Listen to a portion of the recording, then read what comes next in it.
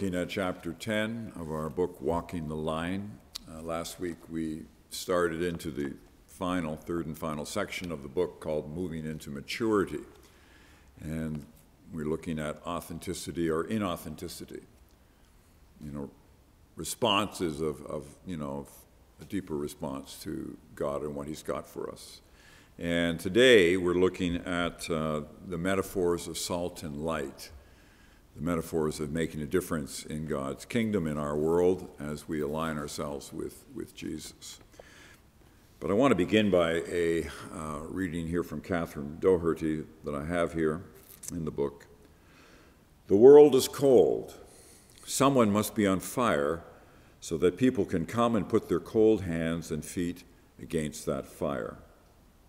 If anyone allows that to happen, but especially the pustinik, which is a spiritual seeker in the Russian, then he will become a fireplace at which men and women can warm themselves.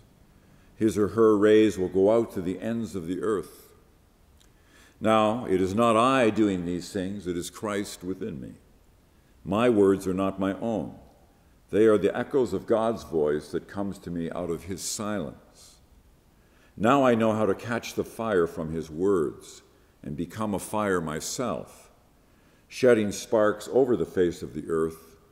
Now I can say that it is not I who live, but Christ lives in me, Doherty writes. And then our text from Matthew chapter 5, the Sermon on the Mount.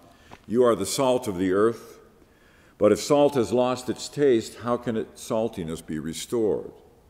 It is no longer good for anything, but is thrown out and trampled underfoot. You are the light of the world. A city built on a hill cannot be hidden. No one, after lighting a lamp, puts it under a bushel basket, but on the lampstand, and it gives light to all in the house. In the same way, let your light shine before others, so that they may see your good works and give glory to your Father in heaven. So our text, metaphors of salt and light. I continue the art piece of Joy Kim's Haggard Army Boots, which is the piece that she did that we're using on the cover of the book. The art piece of the Army Boots represents the challenges of simultaneously living in a wild world and living out our faith as both the salt of the earth and the light of the world.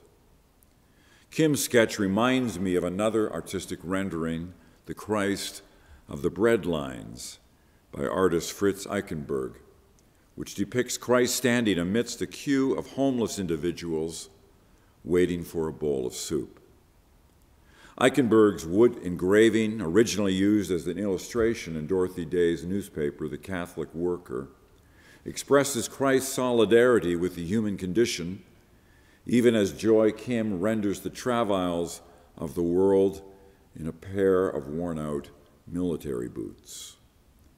As Jesus expresses His compassionate heart to the wounded ones of our troubled planet, so we as His followers are to follow in His train as disciples of sacrificial love. So, the worn-out army boots that we have here. To live in solidarity with all in the human condition and under the human condition. How can we make a difference and how can we be Jesus to them?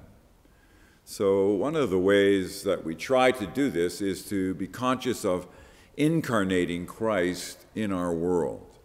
Even as Christ came, the incarnation, He incarnated Himself, that is, He tented amongst us, John 1:14. He dwelt with us. Even so, we are called to incarnate God's love, Christ's love, with those that we engage. So both as individuals and as a collective community of faith, how are we God's presence in our world? How do we live for Him? How are we salt? How are we light? So these are questions of maturity. These are questions of being the face of Jesus to those around us, where we are, in our own circles, and for us as a community of faith, your community of faith, wherever you are, being salt and light two metaphors for being the presence of God in Christ in our world. So chapter 10 aligns in that way and asks us to think and reflect on those types of questions. How are we salt? How are we light? Even as Jesus says in the Sermon on the Mount. So may we be mindful. Let's reflect on those themes as we engage in chapter 10. Thanks.